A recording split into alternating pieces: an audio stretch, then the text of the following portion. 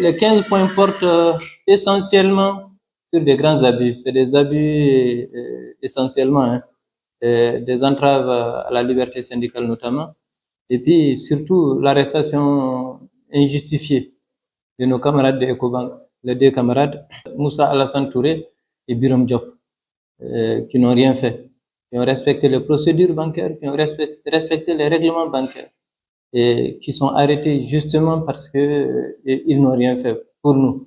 Et pour ça, ça ne peut pas passer parce que c'est mettre en danger les travailleurs dans l'exercice de leurs fonctions. Les procédures et la réglementation bancaire sont faites pour protéger les banquiers dans l'exercice de ces fonctions. Si les procédures et la réglementation bancaire ne peuvent plus protéger les travailleurs, nous sommes désolés, vraiment, on est obligé d'alerter et de dire ça suffit. Et c'est de cela qu'il s'agit aujourd'hui avec ces travailleurs-là qui sont aujourd'hui en détention, et nous exigeons leur libération et qu'on arrête toutes les poursuites. Les autres points, c'est des licenciements abusifs des travailleurs pour faire des grèves, et notamment à Petrobama. À Petrobama, c'est des gens qui ont observé un mot d'ordre, le mot d'ordre du SINABEF, et qui ont été licenciés pour ça. Et figurez-vous, par un juge, encore une fois. C'est un juge qui ordonne leur licenciement et qui les amende à payer 200 millions de dommages et intérêts au profit de la société pour avoir observé une grève décrétée par le SINABEF. Le motif, c'est qu'ils n'ont pas fait de préavis. Or, lui-même, qui a ordonné leur licenciement, les juges eux-mêmes ont fait une grève de 100 jours sans préavis. Donc, il y a de quoi s'interroger, quoi. Donc, il y a tout ça qui fait qu'aujourd'hui, nous, à notre niveau, on se dit ça suffit. Les abus, il faut que ça s'arrête. Il y a des limites en tout. Et également à Baraka, même si les camarades ont repris, mais ils sont en train de vouloir les muter pour les démobiliser, pour tuer les syndicats au niveau de Baraka. Et les camarades ne peuvent pas être mutés sans leur autorisation préalable, parce que c'est des syndicalistes. Donc voilà des sujets aujourd'hui qui nous fâchent. Bérébin, vous connaissez l'histoire. Ça fait 3 ans que les camarades de Bérébin aujourd'hui sont licenciés abusivement, un licenciement collectif. À ce niveau, on avait eu des engagements avec l'État qui avait dit qu'il allait prendre toutes les dispositions pour les ramener. Ça n'a pas été fait. Et bon, comme elle est dans l'abus, nous avons demandé carrément le retrait de l'agrément de Bérébin. Et nous allons l'obtenir, Inch'Allah. Maintenant, l'autre point, c'est Ibifarm. Les 158 travailleurs de Ibifarm licenciés. De deux choses l'une, où les camarades retournent, où ils retournent. Il n'y a pas d'alternative. Et nous n'arrêterons pas la grève tant que ces points ne sont pas réglés. Nous irons jusqu'au bout, jusqu'au règlement définitif de tous ces problèmes, parce que c'est ça notre habitude. Face à l'abus, on est intraitable. Mais pour la transition, pour beaucoup de choses, vraiment, nous avons laissé faire une année et demie, 158 travailleurs, un licenciement collectif, sans que le SINABEF ne lève les petits doigts. Vraiment, il faut que ce soit la transition pour que nous acceptions cela et que nous nous disions que ça aura une solution sans bruit. Mais malheureusement, à ce jour encore, ces travailleurs, beaucoup ont abandonné leur location. Beaucoup de ces travailleurs, leurs enfants ne travaillent plus, et ils n'ont été licenciés que parce qu'ils ont posé un acte de revendication. Et voilà pourquoi ils ont été licenciés. Et on leur oppose un avenant à leur contrat pour modifier substantiellement leur contrat en période de grève. Ils ont refusé de signer cet avenant-là parce que la cause de leur grève, c'était justement la clause qu'ils ont introduite dans cet avenant. Et ça, ce n'est pas possible. En temps de conflit, on règle d'abord le conflit, et s'il y a avenant, on amène un avenant. Et c'est de cela qu'il s'agit. Et voilà pourquoi les 158 travailleurs ont été licenciés en temps de grève et remplacés en temps de grève, ce qui est interdit en droit du travail.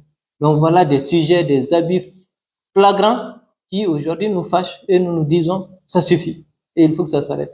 Et les abus judiciaires, il faut que ça s'arrête. Et nous prenons l'exemple tout bête de l'enseignant, du professeur agrégé, Samaké, qui a été relâché heureusement. C'est plus qu'un abus pour des terrains acquis par les syndicats, par leur comité syndical, un TF global, réparti entre les travailleurs, Et on vient, on le met en prison parce qu'il y a quelqu'un qui est venu avec un permis et qui dit que c'est une usurpation de terrain.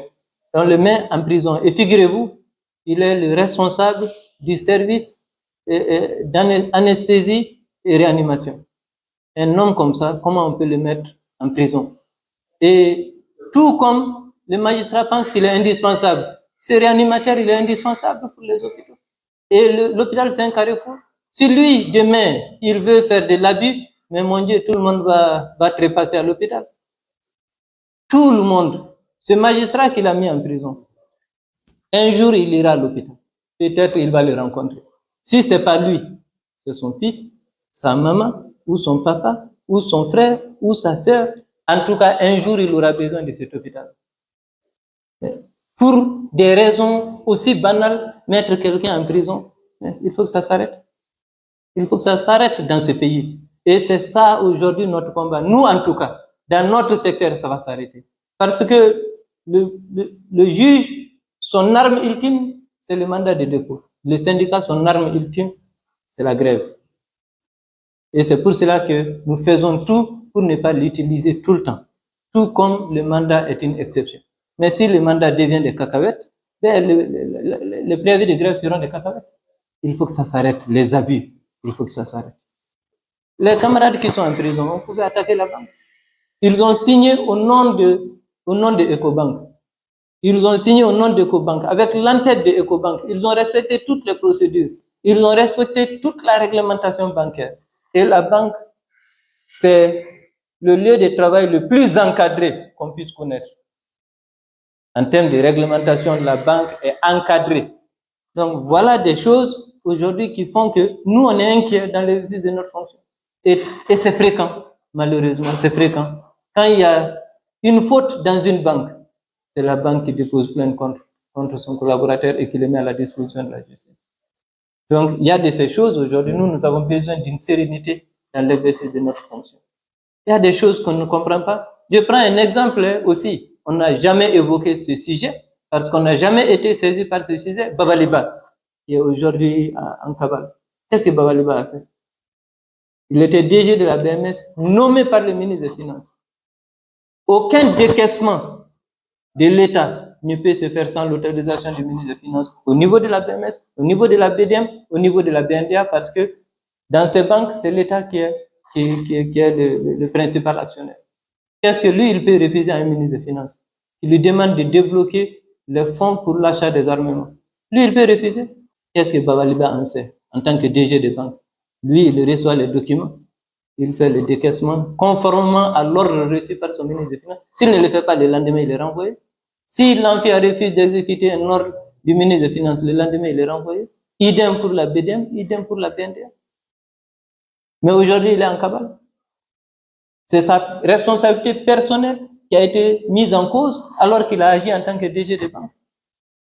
Tout au plus, on pouvait le laisser et le poursuivre sans détention. Et je suis sûr qu'on lui propose ça, demain il sera là. Donc il y a de ces choses, souvent nous ne comprenons pas.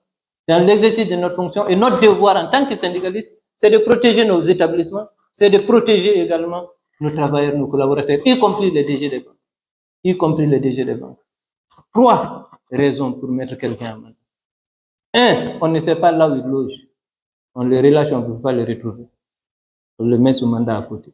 2, on le met sous mandat parce que quand on le libère, l'acte qu'il a posé peut amener la population à aller l'agresser.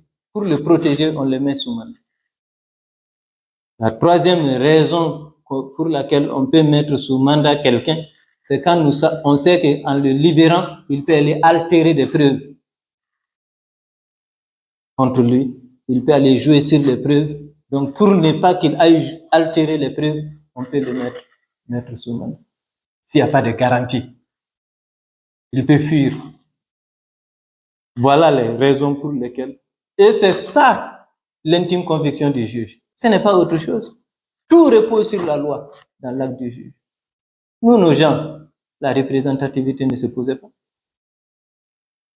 D'autant que le DG lui-même a dit de le prendre à leur place. Ils sont des hauts cadres de la banque, leur logement est connu. Et en le relâchant, ils ne risquent rien. Pourquoi le maire Soumana? Notre pays n'a pas besoin de ça. Nous devrions tout faire pour que cette transition se déroule très bien et qu'on en sorte très bien et qu'on prenne un nouveau pas vers un développement. Et nous demandons que nos gens soient libérés.